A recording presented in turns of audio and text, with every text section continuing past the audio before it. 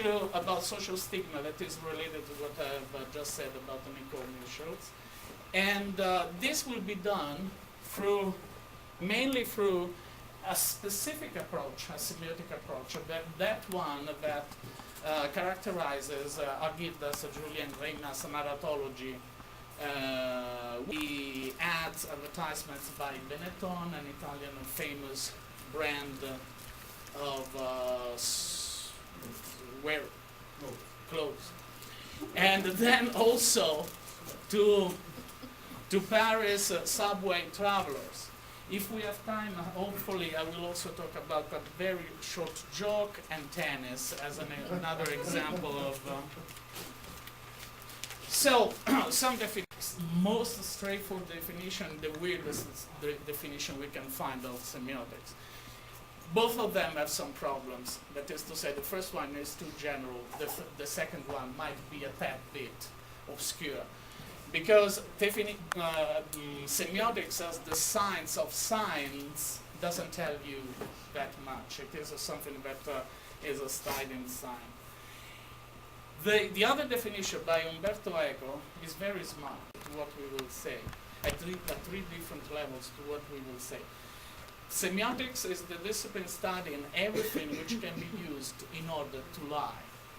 Lie in a very common way to understand it, that is to say something that is not true. But what our focus will be, what these two definitions actually in an indirect way say, is that semiotics deals with semiosis, which is in the first place is the way we make sense out of texts, let's say for the time being. Anything that we can regard as a sign.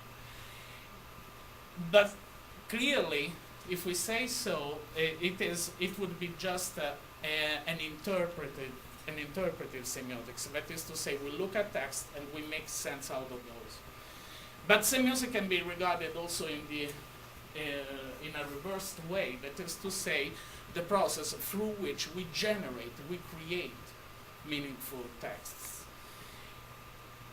What do we refer to when we say sign? Here I have elaborated a little bit a definition that is again in this work by Umberto Eco. A sign is everything that can be taken as something standing for something else.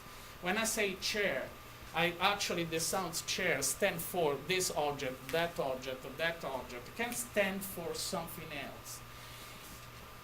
This definition can be integrated in two ways. If I say everything that can be taken by someone as something standing for something else, it would focus more on the way Charles Sanders Peirce described semiotics. That is to say, I look at the sky, I see black clouds. There is nobody communicating me something, but I, someone, am picking this sign as being, it will soon rain. Okay? So, picking only the first integration, I would include also a wealth of different kind of signs that are not what we usually regard as language, but are just indexes that we can pick up from outside. If I put the other integration, everything that on the ground of a previously established social convention can be taken as something standing for something else, I am more on the side of what we recognized as language, because we are talking about the social conventions through which we make sense out of things. For instance, when I say the typical example is that when meeting, running into someone, I say, how is it going? As a matter of fact, I'm not really asking how is it going. I'm just making some greeting, and that is meant that way for a social convention. That is enough. That is all the theory, except for one other slide. But this is all the theory I want to deal with today. Let's look at how semiotics is actually something that we do not have to marry. It is simply a tool. My interest for semiotics applied to Star Trek started with my thesis for my Italian first degree, not the Ph.D., but the first thesis I have written. And it was in the faculty of sociology. I was studying communication science in the faculty of sociology, and my objective was to apply a model of sociology of communication to the production of fiction.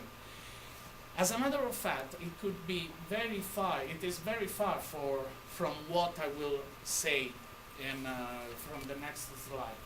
But what I wanted to stress is that semiotics doesn't necessarily have to draw all your attention. It can be a part of a larger research. Okay, Federation versus Klingon.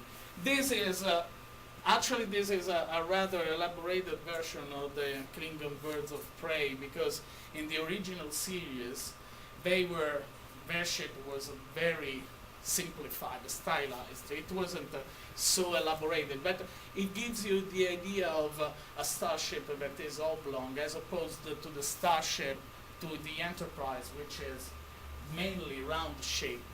Why is that so?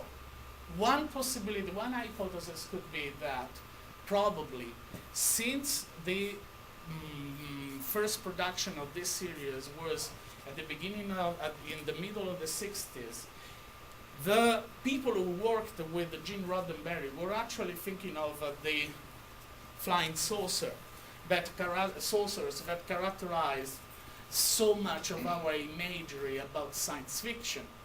And as a matter of fact, I've also found this very funny ad that appeared in January 1953 issue of Mechanics Illustrated, in which a flying saucer camera was advertised.